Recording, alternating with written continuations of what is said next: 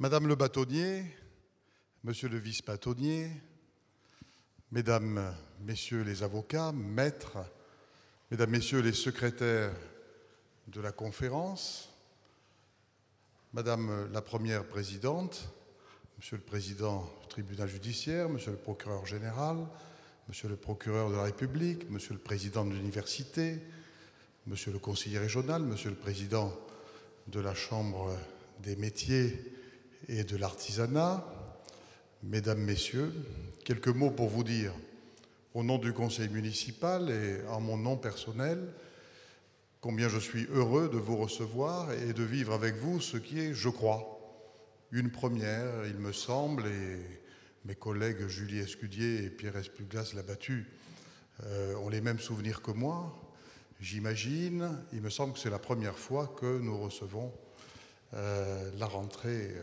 solennelle des avocats, la conférence, ici, salle des illustres. J'en suis à la fois flatté, honoré, heureux que vous ayez fait ce choix dans cette salle prestigieuse. Je vous épargnerai l'évocation des figures que l'on voit en buste ici ou dans des salles proches qui mettent en avant des figures de juristes toulousains qui ont émaillé l'histoire de notre ville et signé son rôle comme place de justice importante. Cicéron disait que l'éloquence était une des plus distinguées marques de l'intelligence. Et je suis sûr que, une fois de plus, les avocats toulousains, les jeunes avocats toulousains, vont nous le prouver. Nous le prouver dans un contexte où l'art oratoire demeure une signature particulière de la profession d'avocat.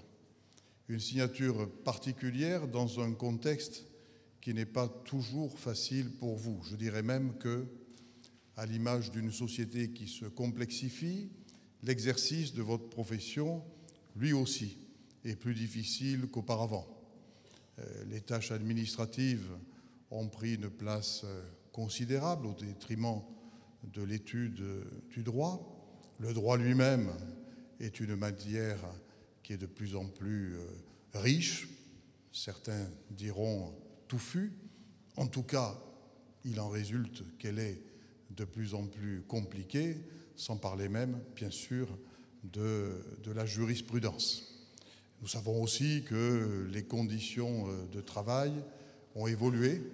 Ça n'est plus comme avant, c'est plus difficile.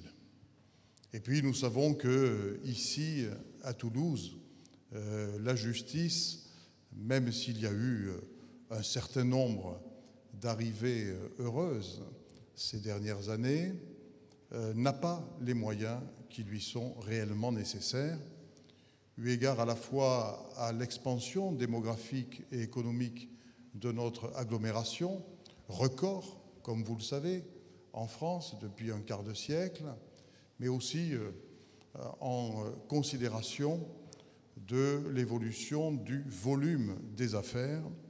Nous sommes malheureusement dans une société de plus en plus violente. L'actualité ne vient pas démentir, hélas, cette tendance, et cela se traduit naturellement par un volume d'affaires qui ne cesse de croître et qui augmente dans une mesure, hélas, supérieure à la majoration des moyens. Et les chefs de cour qui sont ici, les responsables de l'écosystème judiciaire toulousain, savent que je suis à leur côté pour mener ce combat, qui n'est pas un combat facile, puisque c'est un combat contre l'administration centrale et que nous sommes en France, de manière à ce que la place de Toulouse soit davantage dotée. Alors, à la suite des assises de la justice, le garde des Sceaux a fait, voici quelques mois, des annonces positives. Positives pour l'ensemble du territoire national, positive également pour Toulouse, avec une échéance 2027. Pour autant, lorsqu'on se livre à l'examen détaillé de la progression annoncée et que l'on fait une comparaison avec les mesures prévues par ailleurs dans notre pays, eh bien, l'effet positif que toute annonce est censée produire, à l'analyse, aboutit à une conclusion moins positive. Et donc, je pense qu'il faut continuer ce combat pour que Toulouse soit justement identifiée et, en conséquence, justement dotée.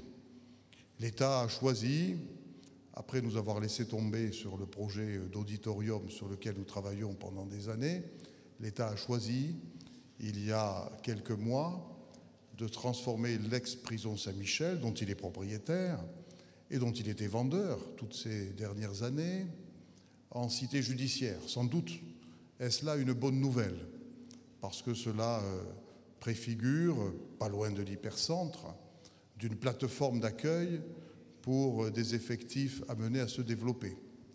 Pour autant, si avoir un bâtiment est incontestablement nécessaire, il ne servirait à rien de le prévoir sans être conséquent et sans aligner les effectifs nommés à la dimension des moyens réels.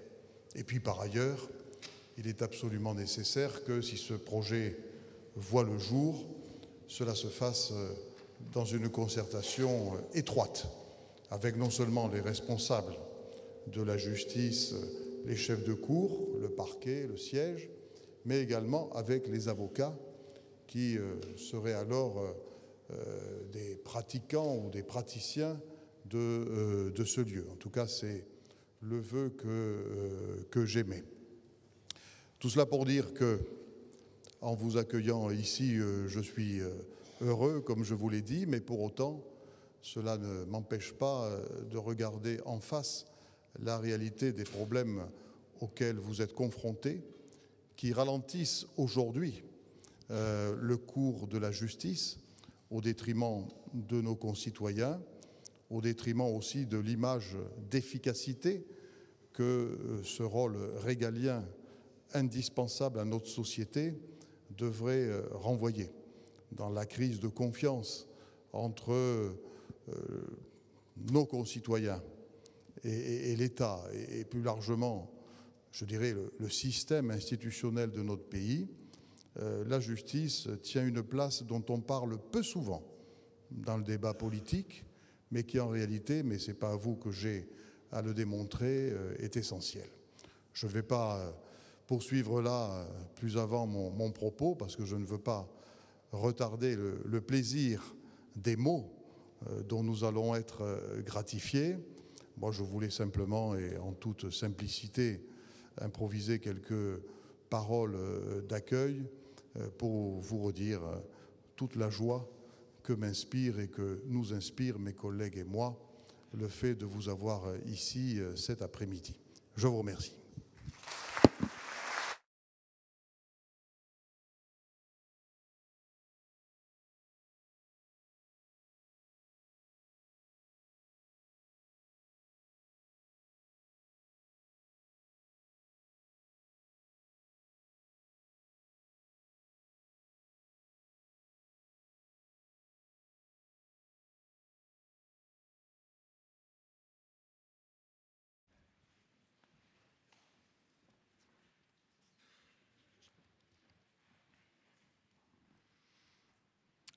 Mesdames et messieurs, en vos grades, titres et qualités, bonjour. Il échait au secrétaire perpétuel de la conférence de faire office d'aboyeur de rentrée solennelle. C'est à ce titre que j'annonce. Messieurs les anciens bâtonniers et vice-bâtonniers, Monsieur le bâtonnier Jean-Henri Farnet, Monsieur le bâtonnier Jean-Paul Cotin, Monsieur le bâtonnier Bertrand Desarnaud, Monsieur le bâtonnier Jean-Luc Forger, Monsieur le bâtonnier Thierry Carrère, Monsieur le bâtonnier Jean-Marie Bédry, Monsieur le bâtonnier François Axisa, Monsieur le bâtonnier Frédéric Douchez, Monsieur le bâtonnier Manuel Furet, vice-président du Conseil national des barreaux.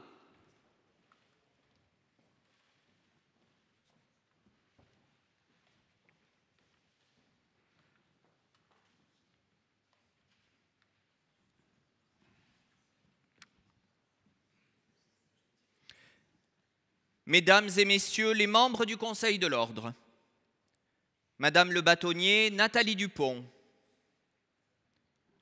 Monsieur le vice-bâtonnier Éric Boyadjian, Monsieur le bâtonnier Pierre Dunac, vice-président de la Conférence des bâtonniers représentant la Conférence des bâtonniers de France, Monsieur le vice-bâtonnier Frédéric Langlois, président de la Conférence des bâtonniers du Grand Sud-Ouest,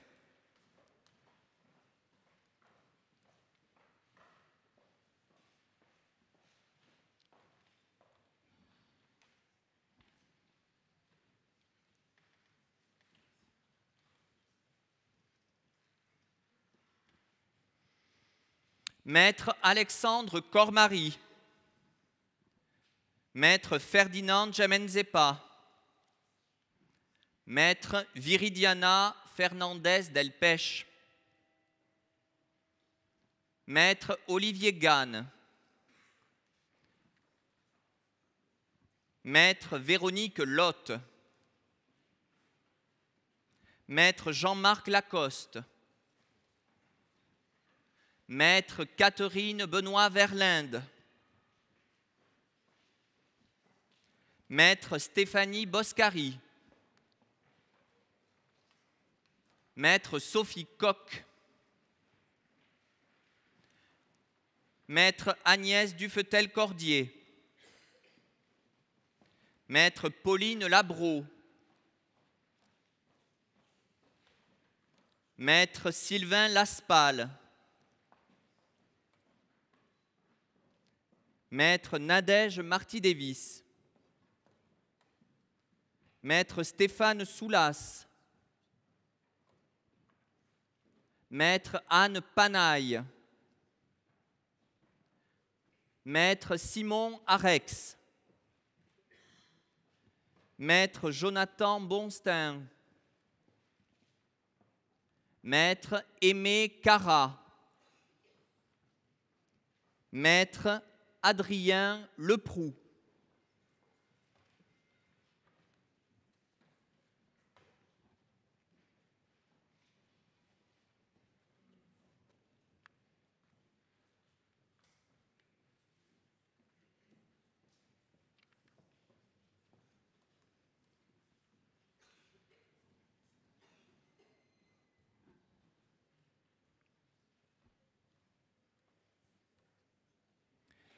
Mesdames et Messieurs les secrétaires de la Conférence du barreau de Toulouse, Maître Tabata Merlato, première secrétaire de la Conférence,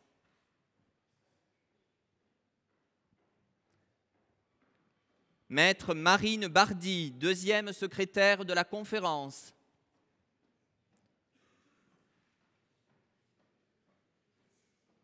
Maître Alistair Freeman, troisième secrétaire de la Conférence,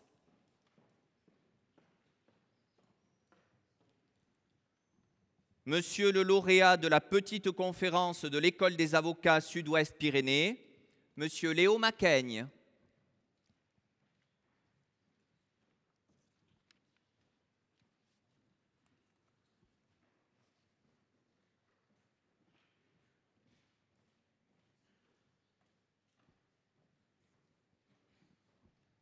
Madame le bâtonnier Caroline Marty d'Audibertière et Monsieur le vice-bâtonnier Thomas Neckebrock.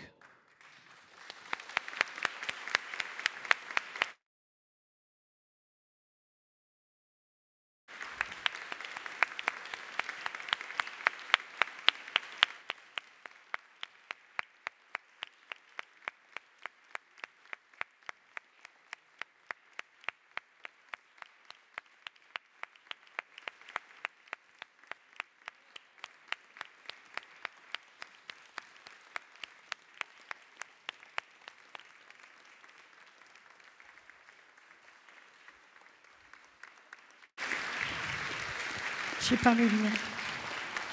J'ai pas mes lunettes.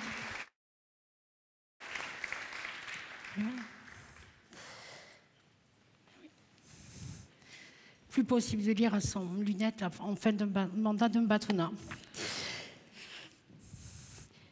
Monsieur le représentant de Monsieur le Président de la Cour administrative d'appel, Madame la Première Présidente de la Cour d'appel, Monsieur le Procureur général, Monsieur le Président du Tribunal judiciaire, Monsieur le Procureur de la République, Madame la Présidente du Tribunal administratif, Monsieur le Président du Tribunal de commerce, Monsieur le Président du Conseil des prud'hommes, Monsieur le maire, en tout cas représenté de la commune de Toulouse, Oh, monsieur le maire, pardon. Vous avez changé de place.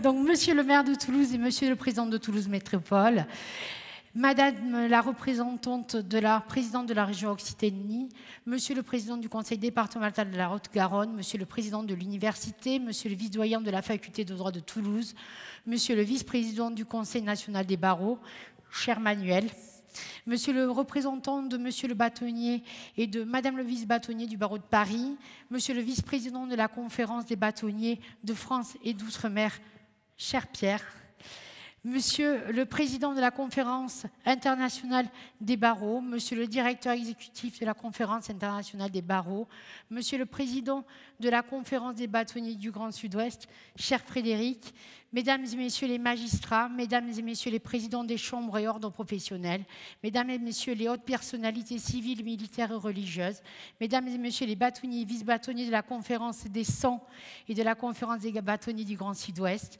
mesdames et messieurs les bâtonniers et vice-bâtonniers du barreau de Toulouse, mesdames et messieurs les membres du Conseil de l'Ordre, chers consoeurs, chers confrères, chers amis.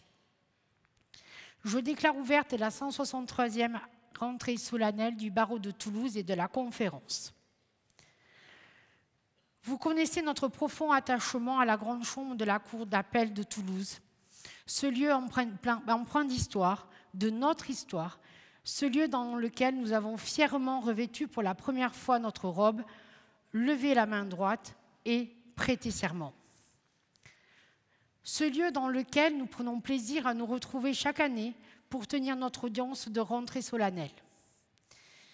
Cette année, nous avons fait le choix de déroger à la tradition en ne tenant pas notre audience au sein de la cour d'appel. Mais dans cette majestueuse salle des illustres, dont le balcon en fer forgé surplombe l'immense place du Capitole, ses 12 signes astrologiques et sa croix occitane. Cette place, si chère aux Toulousains, cette place, lieu de rassemblement pour des moments de joie, mais aussi de contestation, de tristesse, d'émotion et de recueillement. Le Capitole, sa place, le cœur battant de notre cité. Un autre lieu ne pouvait servir aussi parfaitement de cadre à notre rentrée solennelle et symboliser l'engagement fort de notre barreau au sein de notre ville. Avocats, acteurs incontournables de l'accès au droit, nous n'hésitons pas à quitter nos cabinets, à quitter les tribunaux pour aller à la rencontre des citoyens, des entreprises. Au travers d'actions multiples et variées sur le terrain, de partenariats, nous rapprochons le droit du citoyen. Ainsi, en renseignant, en conseillant au Salon de l'immobilier, au pôle immobilier de la Foire de Toulouse, en partenariat avec l'Association des propriétaires et copropriétaires, au Salon Destination Transmission Reprise, organisé par la Chambre de commerce et d'industrie, au Salon Transmission Reprise Entreprise, organisé par la Chambre des métiers et de l'artisanat. En partenariat au dispositif créable du Conseil départemental de la Haute-Garonne, nous accompagnons la réinsertion professionnelle au travers de la création d'entreprises. En assurant des permanences au centre d'information sur la prévention des difficultés des entreprises, nous soutenons les acteurs locaux de l'économie en proie à des difficultés. en proposant un dispositif de prévention, mais également d'assistance en cas de cyberattaque, en partenariat avec la région, avec Cyberoc, nous assistons les entreprises d'Occitanie. En organisant des consultations gratuites lors de la journée des fiscalistes, nous permettons à tout citoyen de bénéficier de conseils en période fiscale. En délivrant des consultations gratuites lors de la journée internationale des personnes en situation de handicap, nous œuvrons pour l'inclusion. En étant le premier barreau de France à participer à la journée des fiertés, nous contribuons à la lutte contre toute forme de discrimination en raison de l'orientation sexuelle. Samedi dernier, et pour la deuxième année consécutive, dans le cadre d'un partenariat avec l'association Pride, l'Ordre des avocats de Toulouse était présent sur le village des associations organisées sur 7 places du Capitole. De nombreux citoyens sont venus à la rencontre des avocats pour obtenir des informations sur leurs droits ou tout simplement pour nous remercier de notre présence à cet événement. En mettant en place un numéro vert à l'occasion de la journée de lutte contre les violences intrafamiliales, nous encourageons les victimes à dénoncer les faits subis et les conseillons. En organisant des consultations gratuites dans le service de médecine légale de l'hôpital Purpont, nous assistons toutes les victimes qui en font la demande. Sans relâche, le barreau de Toulouse lutte pour que nul ne soit privé de ses droits par méconnaissance, par manque de moyens, par crainte. Avocats engagés dans la cité, nombre d'entre nous interviennent également dans les écoles, collèges et lycées afin de sensibiliser les plus jeunes et éveiller leur sens civique. Grâce à un partenariat avec l'association Cartable et Sparadrap, nous sommes également désormais présents auprès des enfants hospitalisés de Purpont. Dans la continuité de notre engagement pour l'accès aux droits, le barreau de Toulouse, par son fonds de dotation, a souhaité aller encore plus loin dans sa lutte contre toute forme de discrimination. Nous avons l'honneur de parrainer Coralie Gonzalez, non-voyante, championne toulousaine de goalball, membre de l'équipe de France paralympique qui se rendra à Paris. Partageant des valeurs communes telles que l'inclusion, la solidarité et l'engagement, nous ouvrons ensemble afin que le handicap ne constitue plus un obstacle dans la vie quotidienne, ni même un frein à la réalisation de projets. Coralie, qui se plaît à se définir non comme une personne handicapée qui fait du sport, mais comme une sportive de haut niveau qui a un petit handicap, aurait souhaité être parmi nous aujourd'hui, mais se trouve empêchée pour cause de compétition. Allez, Coralie, le barreau est avec toi. Monsieur le maire de Toulouse et président de Toulouse Métropole, je sais que vos obligations vous contraignent à devoir nous quitter en cours d'audience. Je tenais donc d'ores et déjà à vous remercier très sincèrement d'avoir accepté de nous recevoir ce jour dans cette salle des illustres. Votre accueil n'est en réalité que le prolongement du soutien et de l'aide que vous apportez à notre barreau. Vous n'avez jamais hésité à relayer nos attentes auprès de notre ministre, ni à mettre à notre disposition les moyens nécessaires à l'organisation d'événements dans la cité. Le barreau de Toulouse, par mon intermédiaire, tenait à vous faire part de sa reconnaissance. À titre personnel, je tenais à vous remercier pour vos petits mots d'encouragement et de félicitations que vous prenez le soin de m'adresser à chaque occasion.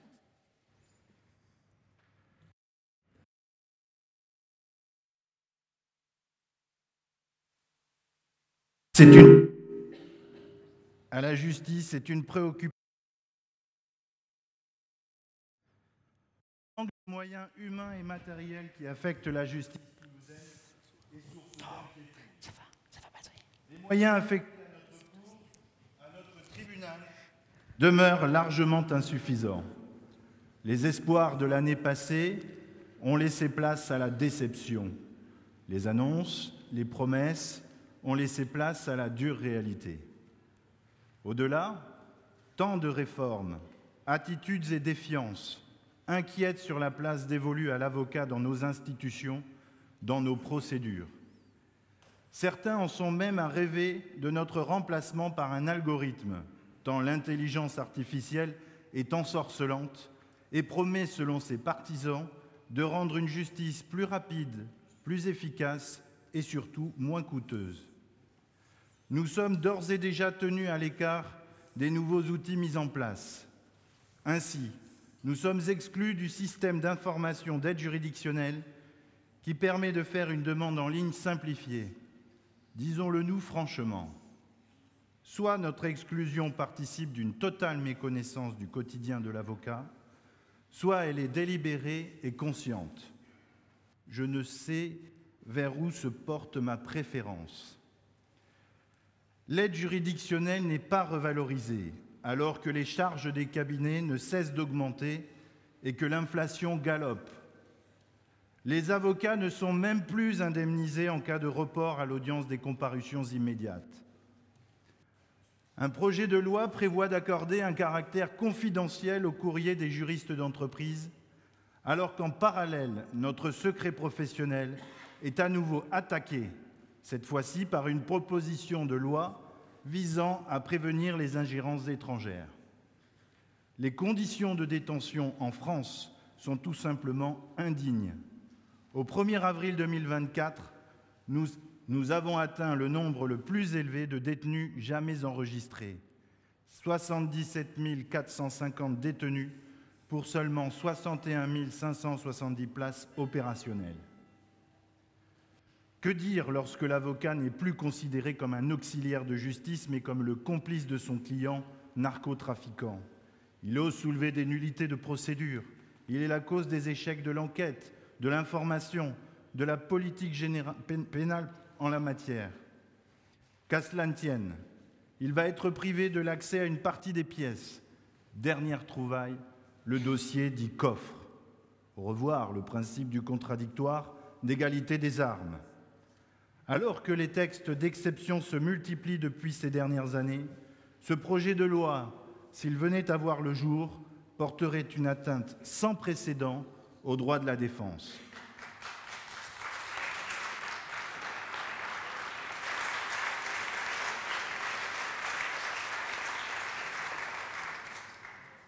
La lutte contre les trafics de stupéfiants est légitime et même nécessaire, mais elle ne peut justifier que soit attaquée la place qui est celle de l'avocat, son rôle dans un État de droit. Toute démocratie qui se respecte ne peut envisager d'attenter aux prérogatives de l'avocat. Les moyens de défense qui nous sont accordés sont consubstantiels au procès équitable. Les droits de la défense sont un pilier fondamental de la démocratie. Ils garantissent un système juridictionnel juste pour tous les citoyens. En protégeant les droits des accusés, les droits des victimes, les avocats ne font que contribuer à renforcer l'état de droit et à promouvoir la démocratie. Les droits de la défense ne peuvent constituer une variable d'ajustement destinée à pallier le manque de moyens humains, matériels, nécessaires en matière d'enquête, d'instruction et d'audience. Les droits de la défense ne se négocient pas. Le manque de moyens gangrène notre justice depuis de trop nombreuses années. Il complexifie nos exercices quotidiens, complique les relations que nous entretenons avec nos clients. Parfois, il se fait ressentir jusqu'à nos relations avocats, magistrats, personnel de greffe. Il les abîme, en cela renforcé par l'architecture de nos cours, de nos tribunaux, qui contribuent à nous éloigner. Nous ne nous croisons plus dans les couloirs, dans la salle des pas perdus, n'échangeons plus, nous ne nous connaissons plus, nous ne nous comprenons plus. La foi du palais a disparu. De fortes oppositions ont encore récemment vu le jour. Des incidents ont à nouveau émaillé nos rapports. Nous devons renouer le dialogue, échanger, prendre conscience des contraintes des uns et des autres. Magistrats, personnel de greffe et avocats, exerçons des missions différentes, mais indispensables et complémentaires. Nous contribuons tous conjointement, chacun dans notre rôle, à l'efficacité de notre système judiciaire. Des divergences peuvent voir le jour, mais elles ne doivent pas aboutir à ce qu'un procès se déroule sans accusé ni avocat, à ce qu'un avocat fasse l'objet d'un mandat d'amener pour venir témoigner devant une cour d'assises, à ce qu'une consoeur décrite comme prête à accoucher soit contrainte de venir à l'audience soutenir une demande de report.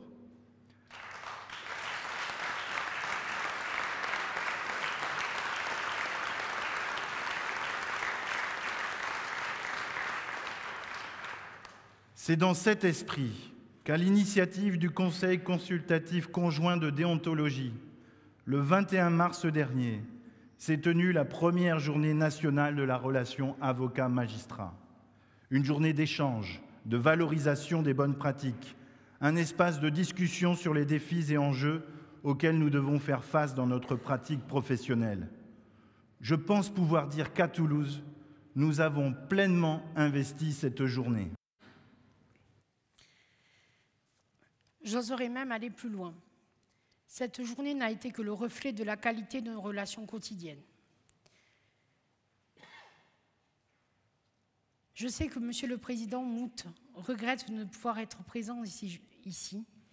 Demeurant la création récente de notre cours, c'est sans attendre que nous sommes investis quotidiennement afin d'instaurer des relations de cabinet de qualité avec la Cour administrative d'appel. Madame la Première Présidente, dans tous les premiers jours de notre mandat, vous avez demandé à me recevoir.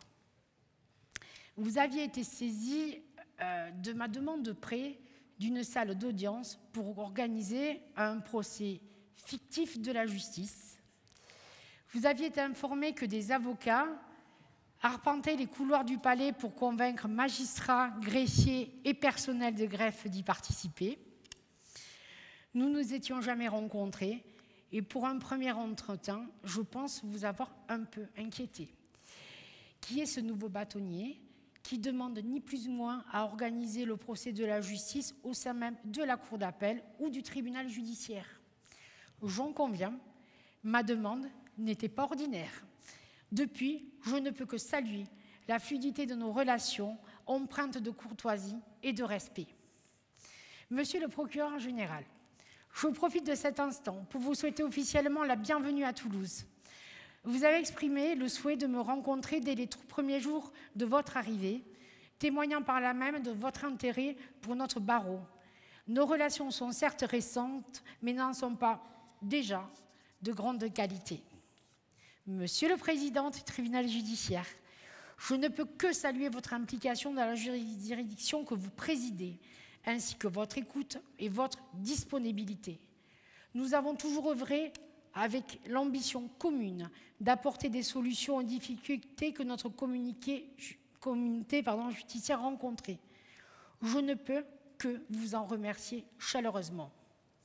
Monsieur le procureur de la République, à l'heure où les avocats se voient menacés, insultés, violentés à l'occasion de leur exercice professionnel, je ne peux que saluer votre soutien sans faille et votre détermination à ne pas laisser ce type de comportement sans réponse pénale.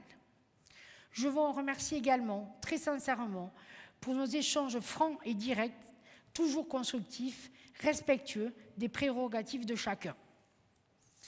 Madame la Présidente du tribunal administratif, Monsieur le Président du tribunal de commerce, Monsieur le Président du Conseil de prud'homme, le barreau de Toulouse est naturellement également très investi au sein de chacune de vos juridictions. Notre volonté commune d'améliorer les conditions d'exercice de nos missions respectives ne peut être que soulignée.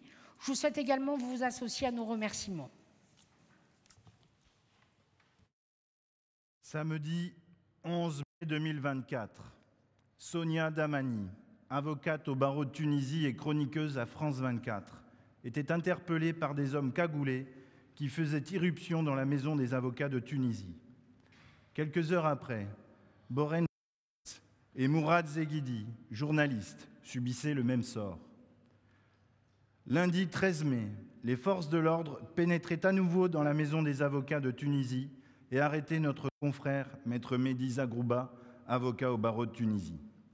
Des rassemblements étaient organisés partout en France afin d'assurer nos consoeurs et confrères tunisiens de notre entier soutien et de notre solidarité.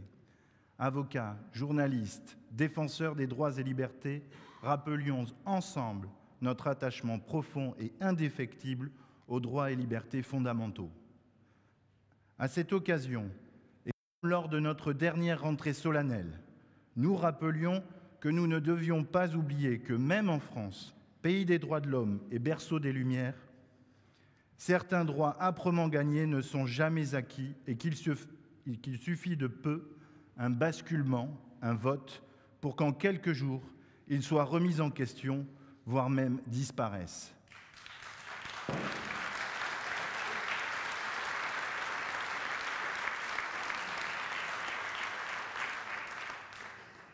Nous ne pouvons réaliser que nous sommes peut-être aujourd'hui à l'aube de ce basculement, de ce vote tant redouté.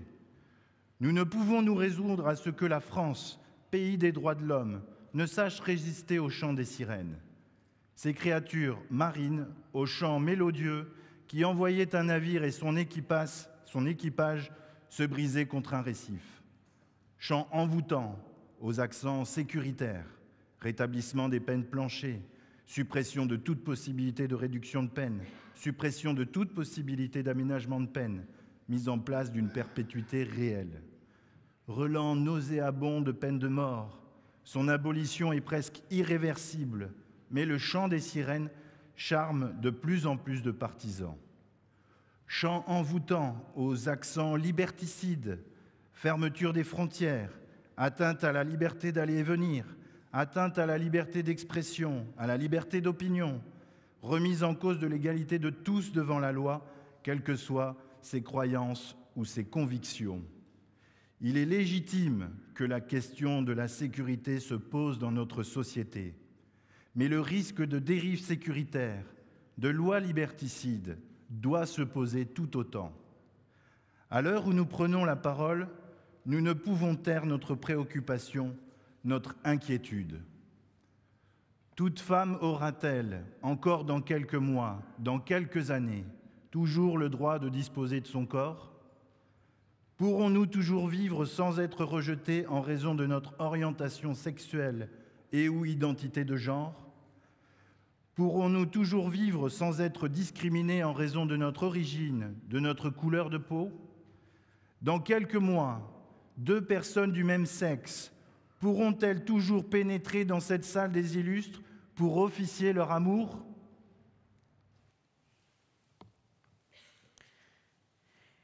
Les droits et libertés ne sont jamais acquis. La menace que nous connaissons actuellement n'a jamais été aussi grande. Mais nous ne sommes pas démunis pour y parer. Notre Constitution, la Déclaration des droits de l'homme et des citoyens, le préambule de la Constitution, la Déclaration universelle des droits de l'homme, la Convention européenne des droits de l'homme, la Charte de l'environnement, la Charte des droits fondamentaux de l'Union européenne. Nous ne sommes pas non plus seuls pour la repousser. Défenseurs des droits, Conseil constitutionnel, Cour européenne des droits de l'homme.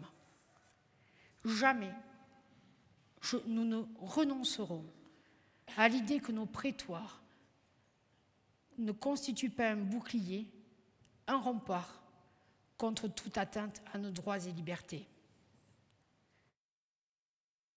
Justice sans liberté, pas de liberté sans justice. Albert Camus nous mettait en garde.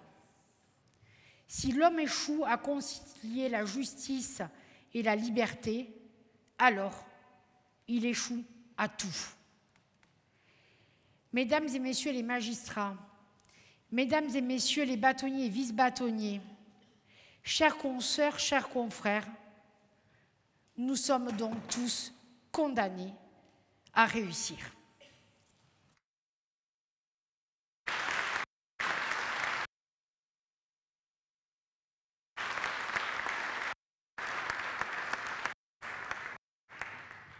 Dans quelques instants,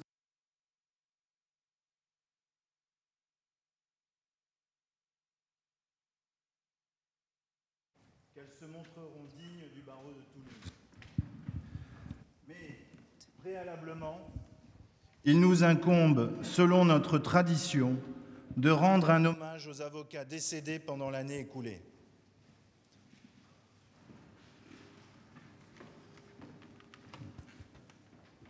que je tienne. Maître Patrick Roumaniac est décédé le 28 juin 2023 à l'âge de 67 ans. Il avait prêté serment en 1993, spécialiste en droit des affaires, droit fiscal, droit international, droit de la propriété intellectuelle, président de l'association Blagnac Sporting Club Rugby. La mise en valeur et la promotion de l'art et du sport auprès du grand public étaient des valeurs fortes du cabinet Roumaniac. Notre confrère a mis son expérience au service des sportifs et des artistes pour les accompagner dans leurs activités commerciales. Nous renouvelons nos plus sincères condoléances à sa famille et à ses proches. Maître Laurent Cousy est décédé le 13 juillet 2023 à l'âge de 56 ans. Il avait prêté serment en 1994 et exerçait essentiellement en droit bancaire et droit commercial. Passionné de moto, il s'adonnait également à la plongée sous-marine, notamment dans des grottes. À sa famille, à ses proches, nous renouvelons nos plus sincères condoléances. Maître Rachel Lahana est décédée le 29 août 2023 à l'âge de 61 ans. Elle avait prêté serment en 1989 et avait une activité généraliste. Elle était toujours disponible, à l'écoute et très investie pour ses clients. Ses rendez-vous pouvaient durer parfois plus de 3 heures. Une brillante avocate, pleine d'humanité et d'empathie, très appréciée de ses confrères. Formatrice pour les secrétaires d'avocats, elle était également très appréciée de ces dernières. Nous présentons à nouveau nos plus sincères condoléances à sa famille et à ses proches. Maître Jean-Jacques Barbieri est décédé le 11 janvier 2024 à l'âge de 69 ans. Il avait prêté serment en 1978 et était avocat honoraire depuis le 30 avril 2021. Spécialiste en droit rural, licencié ès-lettres et docteur d'État en droit, agrégé de droit civil en 1984. Professeur à l'université de Pau, puis à l'université de Toulouse-Capitole jusqu'en 2015, avant d'être nommé conseiller en service extraordinaire à la 3e chambre civile de la Cour de cassation jusqu'en 2022. D'une grande finesse et d'une impressionnante érudition, il était décrit comme une personne humble et d'une très grande gentillesse. Nous adressons à nouveau à nos consoeurs Marianne François et Aurore Barbieri, son épouse et sa fille, à notre confrère Jean-François Barbieri, son frère, à sa famille ainsi qu'à ses proches, nos plus sincères condoléances. Monsieur Patrick Bouton est décédé le 15 février 2024 à l'âge de 70 ans. Il avait prêté serment en 1983 et exercé essentiellement en droit commercial jusqu'en 2015, année au cours de laquelle il s'était retiré dans le Gers. Il aimait l'idéologie, le cinéma, l'histoire, le jardinage. Il aimait également la nature, ramasser des champignons, si bien qu'il prétextait plaider tous les vendredis au tribunal de commerce d'Auch pour pouvoir aller se promener. Drôle, très bon vivant, il aimait bien taquiner ses proches. Nous présentons à nouveau nos plus sincères condoléances à sa famille et à ses proches. Jabel Brochier, décédé le 10 avril 2024 à l'âge de 82 ans. Il avait prêté serment en 1967, ancien avoué devenu avocat en 1972. Il était spécialiste des criers. Membre du Conseil de l'Ordre de 1977 à 1981, avocat honoraire depuis 2001, il a siégé au tribunal du contentieux de l'incapacité. À sa famille et à ses proches, nous présentons nos plus sincères condoléances. Pierre Benazé est décédé le 12 avril 2024 à l'âge de 98 ans. Il avait prêté serment en 1972. Ancien conseil juridique, il était avocat honoraire depuis 1990. Membre des forces françaises intérieures, il était décoré de la médaille d'engagé volontaire et s'était vu accorder le titre de la reconnaissance de la nation. Il était également médaillé de la jeunesse et des sports. À sa famille, à ses proches, nous présentons nos sincères condoléances. Maître Maïr Bendalion est décédé le 20 avril 2024 à l'âge de 70 ans. Il avait prêté serment en 1972. Spécialiste en droit fiscal, il demeurait seul à avoir le double titre avocat et commissaire aux comptes. Fier d'être avocat, il défendait notre profession à la moindre attaque et se plaisait à dire « je partirai le stylo à la main ». Coquet, charmant et d'une grande générosité, c'est dans le secret qu'il aidait des personnes qui se trouvaient dans le besoin, ainsi que de nombreuses associations caritatives. Nous adressons à nouveau à notre grande sœur Karine Bendayan, sa fille, ainsi qu'à sa famille et à ses proches, nos plus sincères condoléances.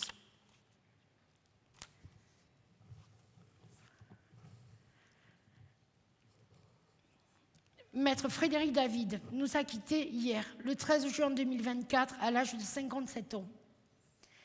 Il avait prêté serment le 18 décembre 1995.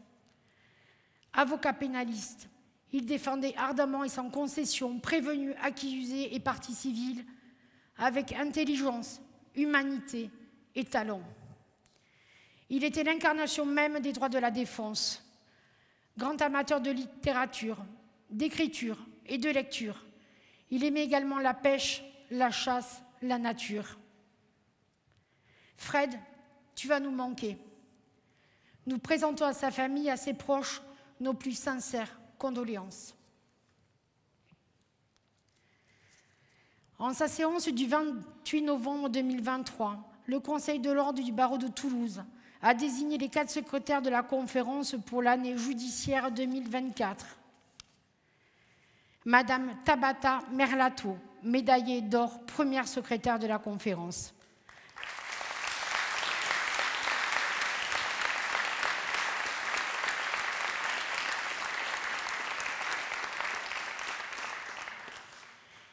Madame Marine Bardy, médaille d'argent, deuxième secrétaire de la conférence.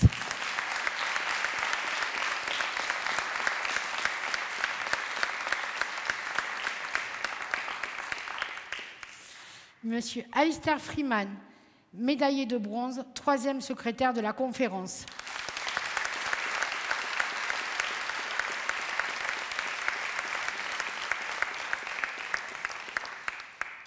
Monsieur Aymeric Martin Cazenave, médaillé de vermeil, quatrième secrétaire de la conférence et assis dans la salle.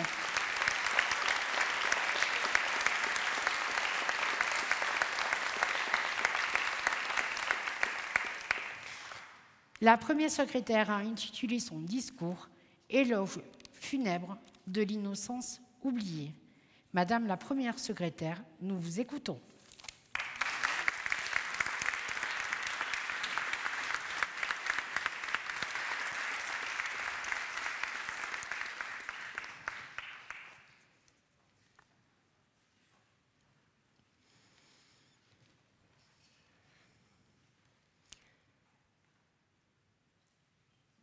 Dans la perspective de longs couloirs aux murs blancs, sommairement réchauffés par des affiches colorées, derrière la vitre d'une salle d'attente, à l'intérieur d'un coffre désordonné, une petite voiture bleue sur laquelle de nombreux regards se sont posés, mais surtout ceux d'enfants. Leurs chemins tortueux se sont croisés au 2e étage d'un palais. Leurs histoires sont différentes, mais 2 personnages s'y invitent. Le rôle du premier est de les protéger. Le rôle du second n'est pas d'embêter le premier qui, parfois, aimerait fermer le livre avant son arrivée. Un juge, un avocat, d'enfants. Si les enfants sont présents ce jour, c'est parce qu'ils ont rendez-vous avec le premier. Rendez-vous prévu de longue date pour certains, rendez-vous d'urgence pour d'autres, rendez-vous imposé pour tous. Madame le bâtonnier, Monsieur le vice-bâtonnier, Mesdames et Messieurs en vos titres et qualités, Mesdames et Messieurs, mes chers confrères, la porte s'ouvre, l'heure du premier rendez-vous a sonné. Une jeune fille entre dans un bureau avant que ses parents ne l'y rejoignent. Ils ne le savent pas encore, mais en ressortiront séparément. Et c'est d'ailleurs mieux ainsi, car papa, la nuit, vient troubler ses rêves d'enfant et maman ne veut pas voir les nuages menaçants. La décision est prononcée, placement à l'aide sociale à l'enfance. Le rendez-vous est terminé, la porte se referme. Les yeux remplis de larmes de la protégée reflètent l'image de la petite voiture bleue avant de lancer un dernier regard à sa mère. Début d'un long voyage, parmi lequel plusieurs arrêts et des places rares. Pour l'heure, il n'y en a d'ailleurs pas pour elle, si petite pourtant. La petite voiture bleue n'a pas le temps de la conduire plus loin, alors le périple commence par des nuits d'hôtel, seul. Et si les enfants doivent être indulgents avec les grandes personnes, il est du serment de l'avocat de les alerter quant à la sinuosité du chemin, de leur rappeler la nécessité de rechercher une escale plus sûre, mais celle-ci est trop éloignée. Peut-être n'était-elle pas du voyage finalement, destination finale, car pour l'enfant, la solitude est pire que la douleur. La petite voiture bleue reprend la route avec à son bord, cette fois, un jeune garçon qu'il admirait des années plus tôt mais qui s'est égaré du droit chemin.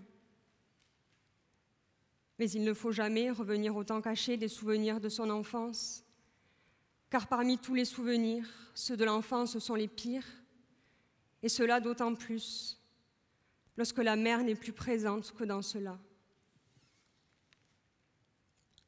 On aime sa mère sans le savoir, sans le sentir, car cela est naturel comme de vivre.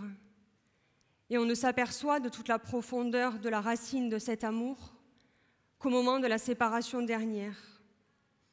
Aucune autre affection n'est comparable à celle-là, car toutes les autres sont de rencontre et celle-là est de naissance. On ne cesse jamais d'être un enfant tant que l'on a une mère vers qui aller. Mais la vie sépare ceux qui s'aiment, tout doucement, sans faire de bruit. Alors aujourd'hui, au fond de son regard, il ne fait pas ses 15 ans. Ses yeux ne savent pas contenir la haine qui s'en dégage, ni les larmes qui les remplissent et qui ruissellent le long de ses joues, encore douces. Il n'y a pour lui ni après, ni avant. Le droit d'être un enfant lui a été retiré trop tôt, alors il se venge d'une vie à laquelle il pense être condamné. Il fait échec à toute collaboration, car l'enfant seul ne doit avoir besoin de personne. Il est pour l'heure empêché par l'obstacle qui se dresse sur son chemin. Et quand une fois on a accueilli le mal chez soi, il ne demande plus qu'on lui fasse confiance, mais ce dernier s'est imposé à lui, lorsqu'il n'avait pas encore la force de le repousser. Il n'a pas été question de confiance, mais de cohabitation forcée. Ce mal l'habite, et il en tire toutes les composantes en pensant qu'elles font sa force. Il ne pousse que des cris muets. Il se trompe de chemin en empruntant la voie vindicative à la recherche du coupable de tous ces maux qui l'abîment trop tôt. Manque d'amour, excédent de colère, source d'un déséquilibre qu'un enfant ne peut maîtriser. Il a fait de la violence la pire des thérapies, et c'est ainsi que le juge qui le protégeait des années plus tôt sévit aujourd'hui en protection des autres par un placement en centre éducatif fermé, en lui laissant un mois de réflexion avant son éventuelle déclaration de culpabilité. Seulement, sans destination, la petite voiture bleue ne sait où aller. Par manque de place pour lui, l'orphelin retourne à ce qu'il connaît. Tous deux, sans repère, demeurent au point de départ d'un cercle vicieux. L'enfance, première période de la vie humaine, temps de l'insouciance, de la naïveté et des découvertes, forme sensible et permanente du point d'interrogation, grâce à préserver, avant que la porte ne s'ouvre et laisse entrer l'avenir. L'enfant, être en construction, spontané et subversif, encore non souillé par le mal, être dont le sort qui lui est réservé dépend de l'attitude des grandes personnes. Petite personne qui dispose de droits, et pour autant qu'elle ne le sache pas, l'un d'entre eux est celui d'avoir un avocat qui lui aurait dit qu'elle ne pouvait pas être placée à l'hôtel, qui connaît les principes de la justice des mineurs et qui sait que le plus important de cela est celui de la primauté de l'éducatif, puisque l'enfant est toujours une personnalité en devenir, de sorte que lorsqu'il enfreint la loi, il s'agit de le rééduquer. Justice des mineurs, justice spéciale, qui doit privilégier à une réponse pénale une réponse éducative, en ce que le traitement de la délinquance s'inscrit dans le champ de la protection de l'enfance, qui abîme aussi, qui doit aider, mais qui souffre autant que ses protecteurs et protégés, qui est riche d'enfants, mais pauvre de moyens, qui peine à les déposer sur le chemin de la vie puisqu'un quart des sans-abri en sont issus et puisque d'anciens protégés ont lancé l'alerte afin que la lumière soit faite sur ces défaillances. L'infraction infantile n'est qu'un symptôme révélateur d'une situation de danger.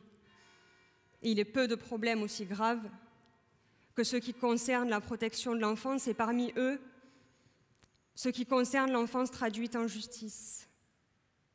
La France, elle, n'est pas assez riche d'enfants pour avoir le droit de négliger tout ce qui peut en faire des êtres sains. Pourtant, aujourd'hui, des grandes personnes qui ne se souviennent pas avoir été plus tôt des enfants briguent la disparition de cette spécificité en arguant l'absence de respect des jeunes pour les institutions alors qu'on ne leur a pas appris à en avoir pour eux-mêmes. Il faut sanctionner plus lourdement en supprimant l'excuse de minorité afin d'assagir des êtres encore déraisonnés. Penser que l'aggravation de la peine encourue serait le remède à leur rogne sans penser leur plaie. Croire que cette suppression ferait naître chez eux un sentiment de peur, estimer que ce dernier deviendrait le bouclier de leur violence, c'est oublier qu'une réponse pénale adaptée doit être donnée aux interrogations de ces enfants. Il faut sanctionner plus tôt et plus vite en instaurant la procédure de comparution immédiate pour juger les mineurs. Il faut faire fi de la singularité de ces prévenus, de leur immaturité, inhérente à leur minorité, de leur parcours, de leur souffrance, de leur situation, de leur personne. Il faut juger l'acte sans juger l'auteur. Il faut faire fi qu'à la barre se tient debout un enfant au cœur meurtri. Il faut prononcer une sanction lourde et immédiate afin de se débarrasser de ces faiseurs de troubles. Il faudra être capable de les juger ainsi, en âme et conscience, mais pour cela, il faudra faire fi de la justice. Car ces 18 années construisent l'adulte qui, lui, ne bénéficiera d'aucune excuse et sera jugé à la hâte. Alors, au lieu de faire la chasse à l'enfant, donnez-lui une place pour ne pas en faire un relégué dès le plus jeune âge. Une fois adultes, ils s'en souviendront. Et ce jour-là, tremblez, bonnes gens, tant ils seront enragés. Alors préservez cette justice d'exception. N'agissez pas comme ces enfants par impulsivité en réaction à vos émotions. Vous avez souhaité danser la valse à 3 temps il y a à peine plus de 2 ans. Vous ne pouvez la danser qu'à 2. Ne vous précipitez pas au risque de perdre la confiance que vous avez accordée à votre partenaire, qui a beaucoup à vous prouver. Laissez-le vous guider. Il ne sera pas seul pour cela. Il sera secondé par éducateurs et avocats. Donnez davantage de ressources au premier, et vous verrez que les faux pas se feront plus rares et les chemins choisis meilleurs. L'enfant, être de demain qui voit son avenir se construire doucement, sur lequel la pluie s'abat parfois, mais qui laisse apercevoir une éclaircie. L'on ne doit pas entendre son futur qui gronde, car il fera beau dans l'avenir de notre enfant, car cela relève du devoir. Avec le temps, viendra ton apaisement. Saisis les mains qui te sont tendues avant que les tiennes ne s'abîment. Emprunte le chemin qui t'est montré et quitte le labyrinthe duquel tu sais t'extraire. Et surtout, sache que si tu peux être dur sans jamais être en rage, si tu peux être brave et jamais imprudent, si tu sais être bon, si tu sais être sage, sans être moral ni pédant, si tu peux supporter d'entendre tes paroles, travesties par des gueux pour exciter des sots, et d'entendre mentir sur toi leur bouche folle, sans mentir sur toi d'un seul mot, tu seras un homme, mon fils.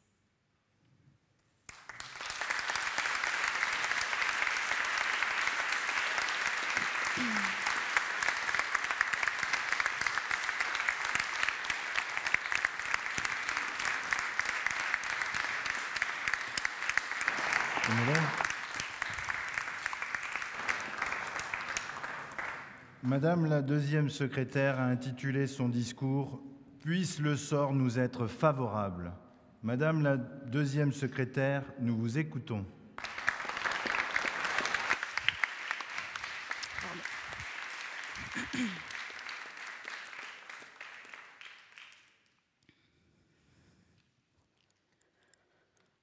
La guerre, une terrible guerre.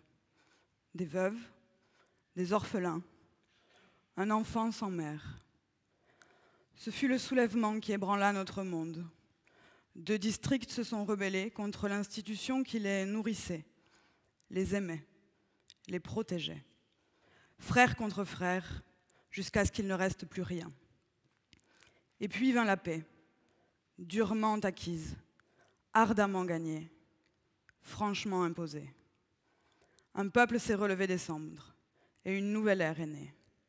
Mais la liberté a un coût, et les traîtres furent vaincus.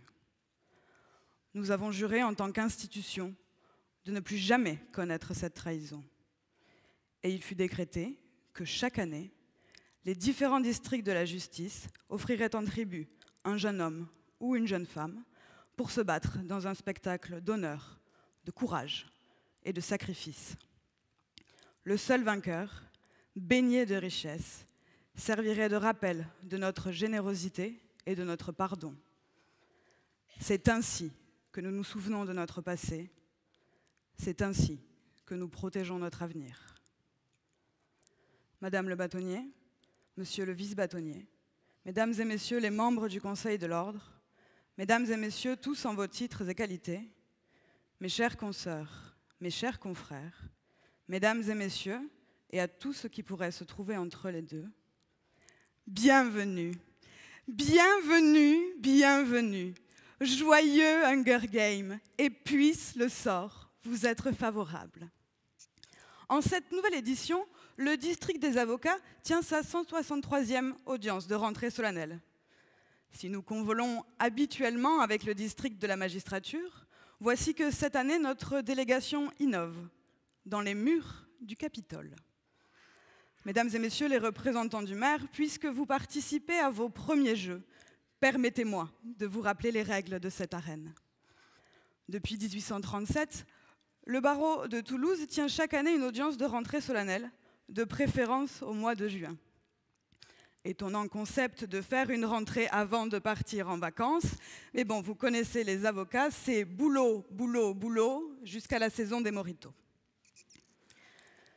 Cette audience a pour but de nous redonner du courage pour affronter chaque nouvelle édition des Hunger Games, c'est-à-dire chaque nouvelle année, chaque nouveau combat à mener, chaque nouvelle réforme imposée par l'Assemblée. Notre district fait partie de ce que le Capitole appelle la justice, l'enfant pauvre de la République. À la manière de Cosette, la justice doit continuellement se battre pour survivre, pour se faire entendre et pour se nourrir.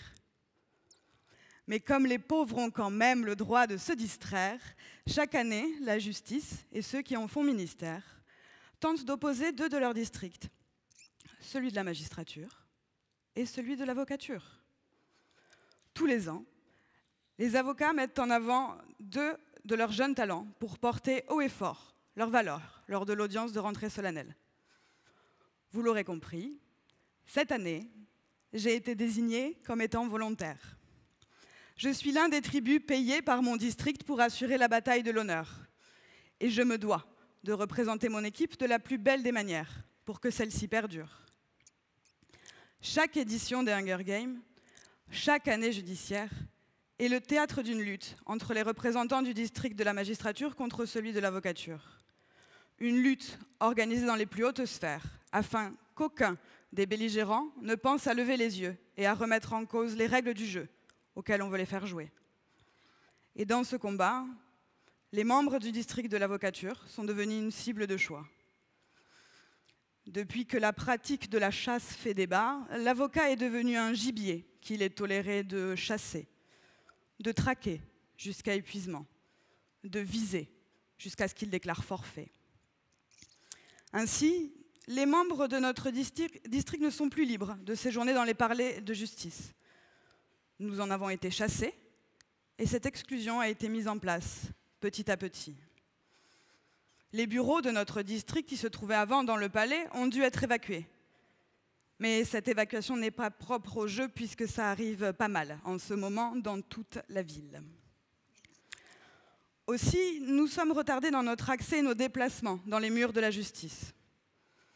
Des années de problèmes d'activation de nos badges pour les accès à certains étages. Des mois de problèmes techniques au niveau du sas d'entrée côté cour d'appel.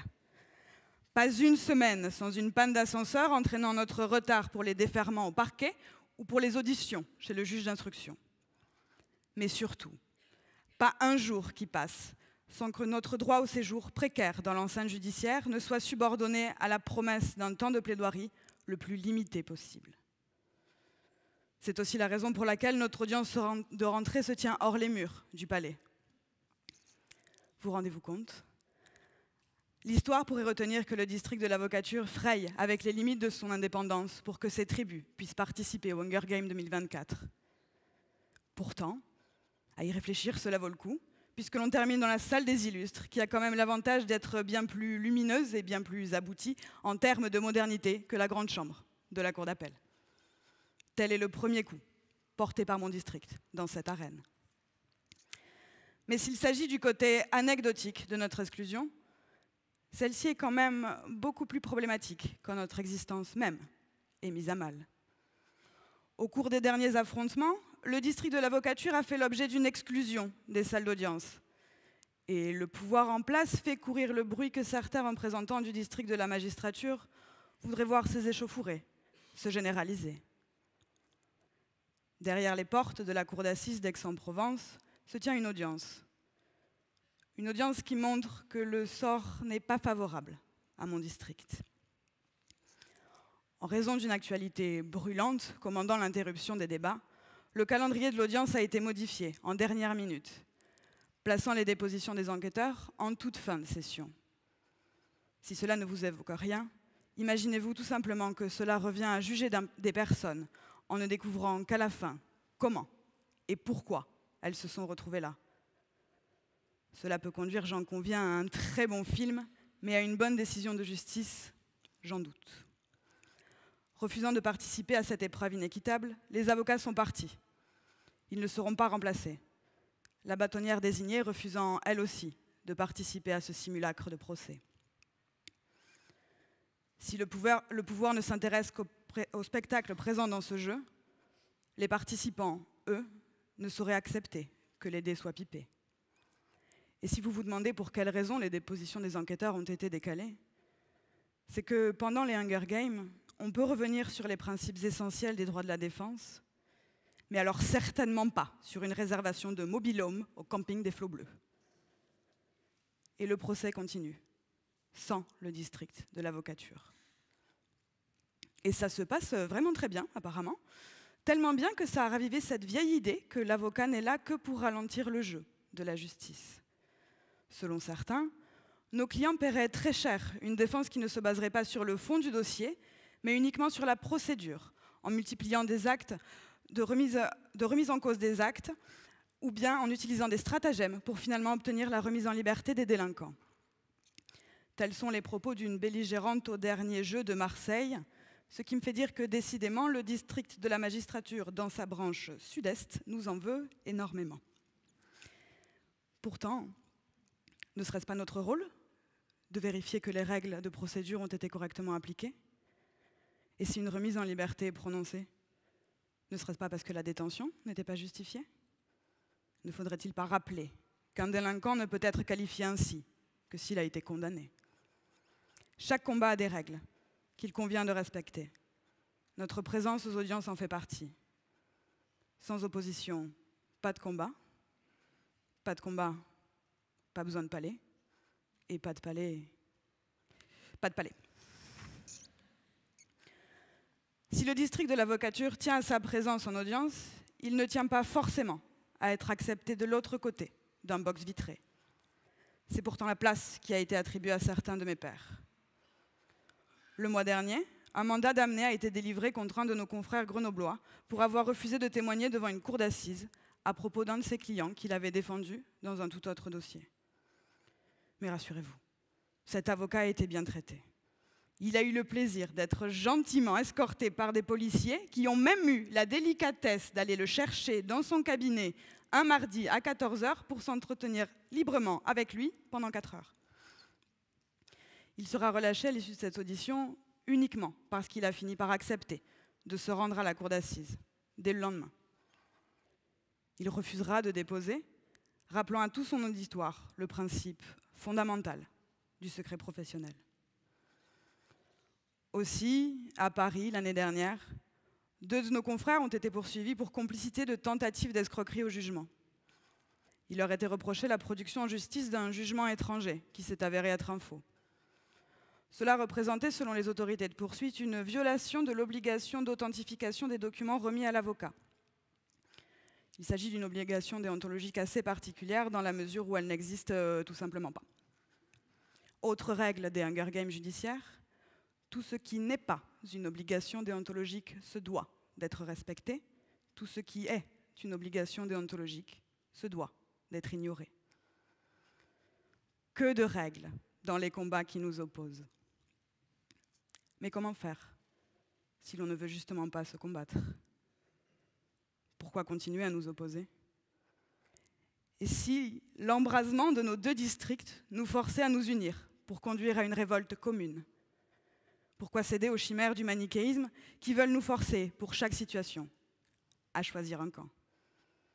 Et si nous ne voulons pas d'une justice spectacle, notre sort est-il forcément d'être condamné à disparaître?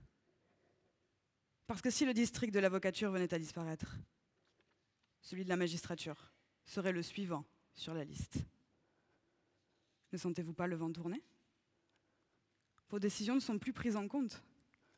Par exemple, si vous classez sans suite une plainte déposée au hasard contre M. M pour provocation à la haine, le parti de la bienséance jugera quand même nécessaire que des sanctions soient prises.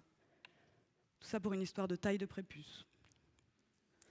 Pourtant, si dans le même temps, vous condamnez cette fois-ci M. Z pour incitation à la haine, le même exécutif majoritaire jugera quand même que cette haine doit être entendue par tous, sur le plus grand nombre de chaînes possibles et de préférence à une heure de grande écoute. Aussi, vos décisions sont sans cesse remises en question. Si vous prononcez un non-lieu, une relaxe ou un acquittement, les dissidents du tribunal médiatique vous traiteront de laxiste, diront que vous n'avez pas entendu les paroles de celles et ceux qui, atteints dans leur chair, ont eu le courage de déposer plainte. Pourtant, si vous condamnez et si vous incarcérez quelqu'un qui, pendant des années, a servi ses intérêts personnels au moyen de détournement de fonds publics, eh bien les mêmes vous diront que ce n'est pas avec cet égard qu'on traite les représentants du pouvoir, même s'il n'a jamais respecté les obligations imposées par son bracelet électronique. Mais alors, si vous n'êtes pas apte à prendre des décisions, pourquoi ne pas vous exclure, vous aussi? Pourquoi ne pas vous remplacer? Après tout, l'intelligence artificielle fait des miracles de nos jours. En plus, cela permettrait de répondre à toutes vos revendications. Vous manquez de magistrats? Supprimons-les tous. Mettons des ordinateurs à la place. Vous manquez de moyens? Réduisons-les encore plus. Mettons des ordinateurs à la place. Ça coûte moins cher en entretien. Vous êtes surchargés par des réformes incessantes? Prenons-en une dernière. Mettons des ordinateurs à vos places. Ça ne se plaint pas, un ordinateur. Ça ne revendique rien. Ce n'est pas ça que vous désirez. Ce n'est pas ça que nous désirons. Et c'est encore moins ce que je désire. Alors, pour cette 163e édition de la rentrée, j'ai décidé d'être le gémoqueur, l'oiseau de mauvais augure pour les uns et porteur d'espoir pour les autres, celui qui intègre les règles pour finir par les transcender. Et puisque ce lieu s'y prête, jouons avec ces règles. Offrons un véritable spectacle pour le grand Capitole au Capitole. Aujourd'hui, je vous propose de nous unir. Et quoi de mieux qu'un passage en mairie pour officialiser une union? Nous servons la même cause. Nous portons tous en nous les valeurs de la justice.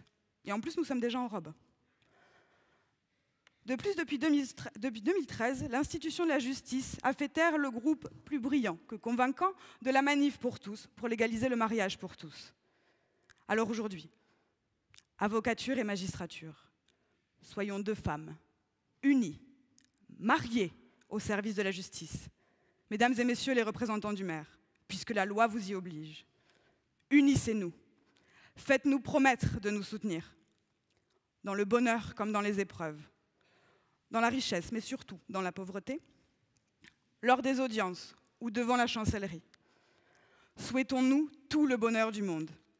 Vivons notre amour à la manière d'une chanson de Taylor Swift. Dévoilons nous aussi notre love story, celle de deux districts que tous veulent voir s'opposer, mais qui arrivent ensemble, main dans la main, pour faire face au pouvoir actuel et face à celui, certainement pire, qui est peut-être à venir. Unissons-nous. Longue vie à notre alliance, et puisse le sort nous être favorable.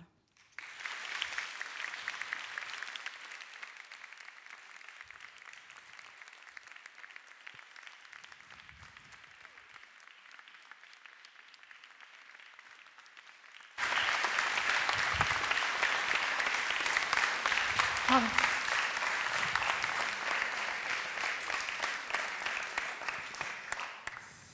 Avant de clore cette séance, il est l'heure de remettre les prix aux lauréats. Pour remettre le prix Alexandre Fourtanier, médaille d'or de la conférence, à Maître Tabata Merlato, première secrétaire de la conférence, j'appelle M. Pierre Espoucla-Labattu, adjoint de M. le maire, en charge des affaires juridiques, des musées et de l'image. Laisse passer. Vas-y. Bonjour. Merci.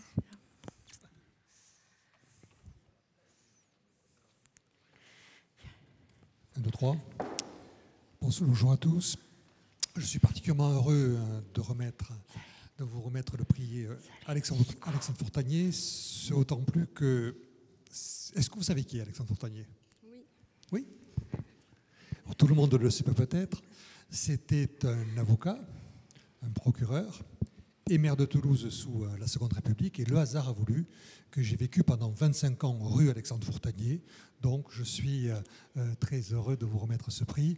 Je profite d'avoir le micro, tout simplement pour avoir une pensée émue, attristée, avec beaucoup d'affection pour Frédéric David. Le hasard a voulu que j'ai grandi avec lui. J'étais à l'école avec lui, à l'école Bayard. Il est donc mort, comme vous l'avez indiqué, Madame le bâtonnier, hier soir, de sa mort cérébrale. Et vraiment, je suis profondément touché par ce qui était un ami. Et donc, je tenais publiquement à lui rendre hommage avant de vous remettre ce prix. Après cette note triste, bravo à vous, mademoiselle.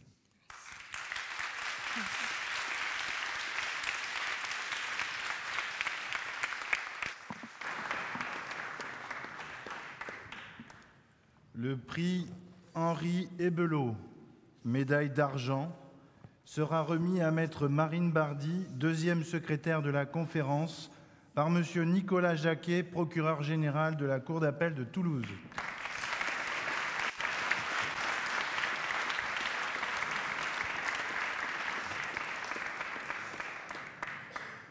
Je voudrais d'abord vous dire que je ne connaissais pas Maître Frédéric David, mais que depuis hier, de nombreux magistrats m'ont parlé de cet avocat, et vous dire simplement que nous partageons votre peine aujourd'hui au nom de l'ensemble de la magistrature locale. Maître Marine Bardy, je dois dire que je suis très heureux que Madame la bâtonnière ait pensé à moi pour vous remettre ce deuxième prix de la conférence, ce deuxième prix d'excellence. Je dois vous dire aussi qu'en tant que magistrat du parquet, en tant que représentant du district de la magistrature sud-ouest, je suis très attaché en fait à l'art oratoire. L'art oratoire, c'est le cœur de notre matière pénale, c'est le sel en fait de nos audiences pénales. L'éloquence, en réalité, elle enrichit, elle embellit nos débats judiciaires, nos confrontations du quotidien. Alors, je n'ai pas besoin, après vous avoir entendu, de dire ce qu'est l'excellence, votre excellence dans ce domaine. C'est vrai que vous faites honneur au barreau de Toulouse. Vous avez fait honneur au barreau de Toulouse. Je voudrais simplement vous dire que maintenant, vous allez être attendu dans nos prétoires pour le véritable undergame local. Je voudrais vous dire aussi qu'il faut que vous conserviez votre enthousiasme, votre dynamisme, votre agilité, que vous ne transigiez pas sur vos convictions, que vous ne renonciez pas à nos valeurs, qui sont aussi des valeurs d'estime et de respect mutuel. J'ai bien apprécié la fin de votre allocution. Ne renoncez pas à l'humour non plus, qui est important dans les circonstances que nous connaissons, dans le contexte que nous vivons. Et puis, en faisant tout ça, eh bien, vous serez aussi à l'honneur de notre communauté judiciaire toulousaine. Et donc, je suis très heureux de vous remettre ce deuxième prix en vous disant qu'à défaut d'union, je vous propose simplement de nous embrasser, si vous en êtes d'accord. Merci beaucoup.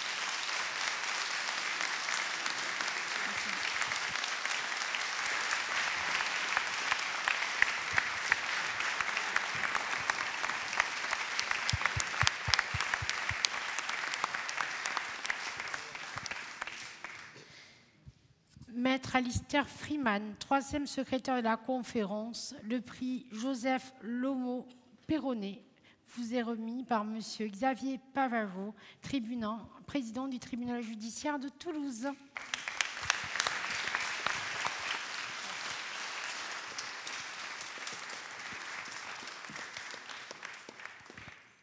Quelques mots rapides, parce que c'est effectivement pas le lieu de faire de grands discours. Il y a déjà beaucoup de choses qui ont été dites, beaucoup de belles choses. Et puisqu'on n'a pas eu le plaisir de vous entendre en direct, moi qui ai eu le plaisir de lire néanmoins ce que vous aviez préparé, je crois que c'est un bel éloge aussi des mots, de la langue et de cette oralité qui a été mise en avant, notamment par les différents intervenants. Et vous avez notamment dans votre discours, dans votre texte sur l'olive, un titre un peu singulier, mais qui nous renvoie à peut-être quelque chose de très subtil de développer durant votre texte.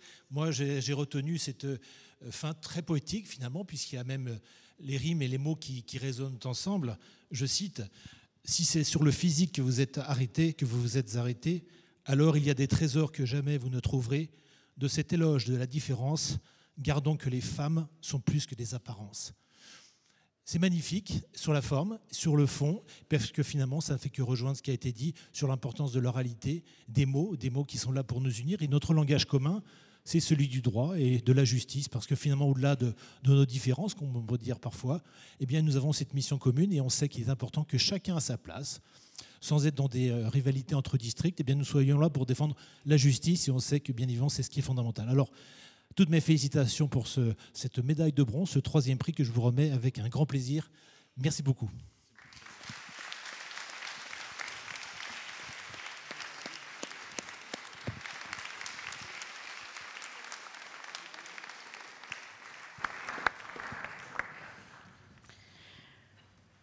Pour remettre le prix Françoise Duby à Maître Émeric Martin Cazenave, quatrième secrétaire. Je vous remercie de bien vouloir nous rejoindre. Monsieur Samuel Vielta-Simon, procureur de la République près le tribunal judiciaire de Toulouse.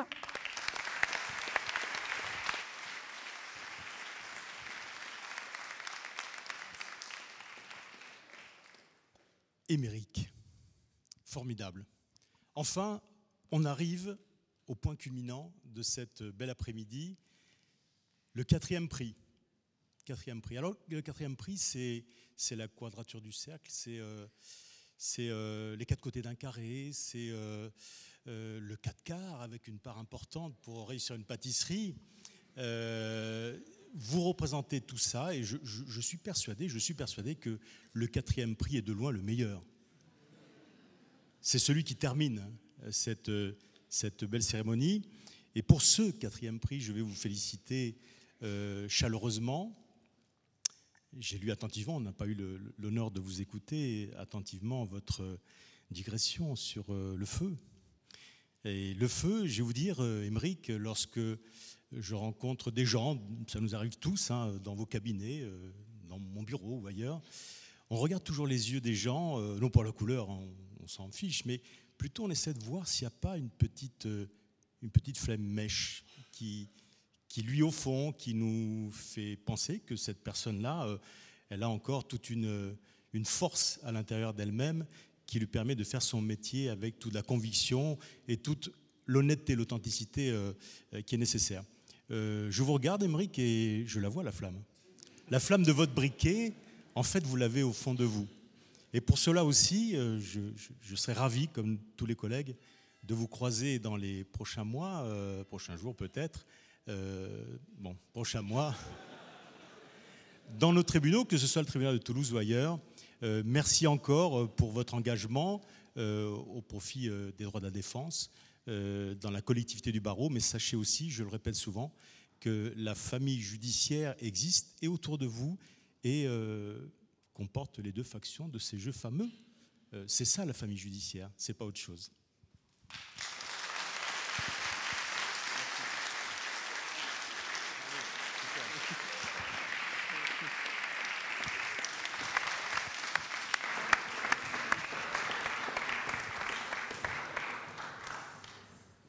Les élèves de l'école des avocats Sud-Ouest Pyrénées ont participé à un concours d'éloquence. Le lauréat est M. Léo McCain et son prix lui sera remis par maître François Cantier, fondateur et président d'honneur d'Avocats sans frontières.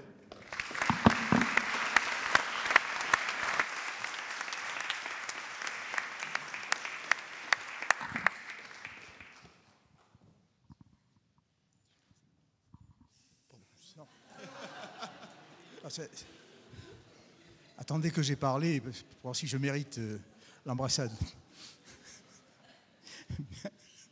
Bien, dont le barreau s'honore d'organiser ces conférences, donc la grande, la petite. En tant qu'élève avocat, c'est la petite conférence qui vous est ouverte. Et d'abord, félicitations d'avoir fait l'effort d'y participer. Et donc, félicitations pour ce prix que vous avez obtenu. Alors, je ne vous ai pas entendu prononcer votre discours, mais je l'ai lu. D'ailleurs, peu d'entre nous ont eu le plaisir de vous entendre.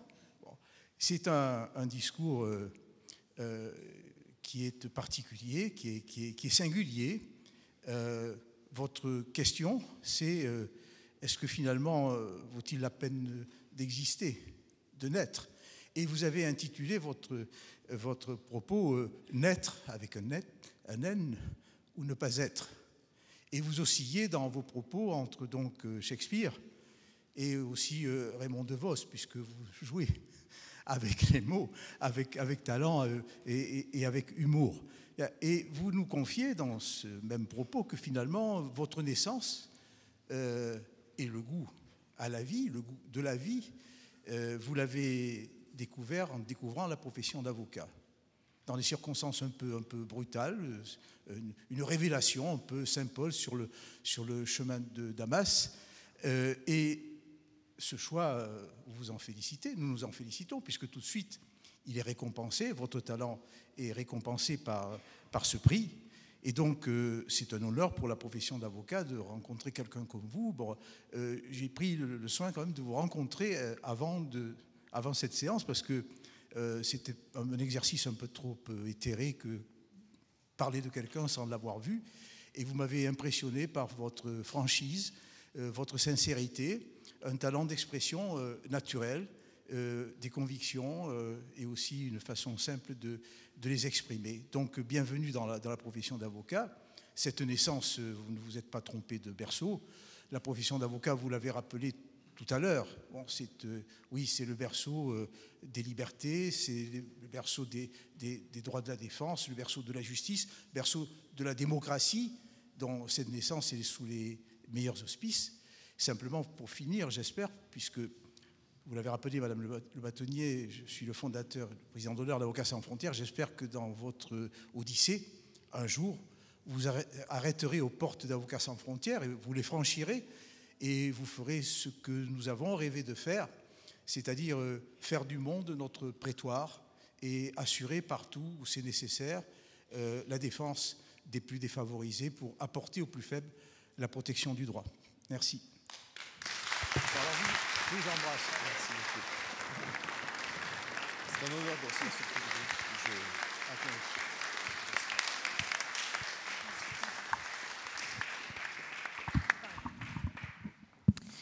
Mesdames et messieurs, l'audience de la 163e rentrée solennelle du barreau de Toulouse et de la conférence est levée.